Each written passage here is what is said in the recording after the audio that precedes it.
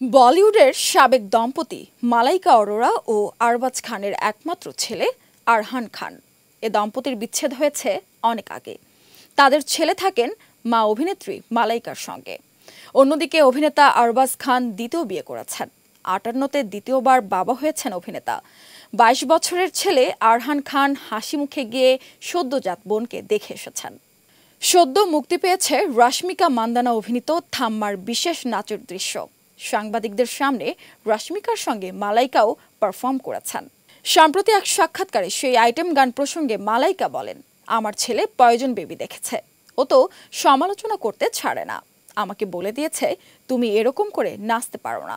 আরহানকে নিয়ে বক্তব্য জানানোর পরেই যদিও বিষয়টি ধামাচাপা দেওয়ার চেষ্টা করেছেন মালাইকা, অভিনেত্রীর ভাষ্য, ছেলে এভাবেই তার সঙ্গে ঠাট্টা করেন। মায়ের মতো আরহানও খুব ভালো নাচতে পারেন। গর্বের সঙ্গে জানিয়েছেন, বাড়িতে থাকলে মুন্নি বদনাম হয়েই চালিয়ে একসঙ্গে নাচেন তারা। অভিনেতা অর্জুন কাপুরের সঙ্গে সম্পর্কে থাকার সময়ে মালাইকাকে সামাজিক মাধ্যমে নানা কটাক্ষ সহ্য করতে হতো আরহানকে।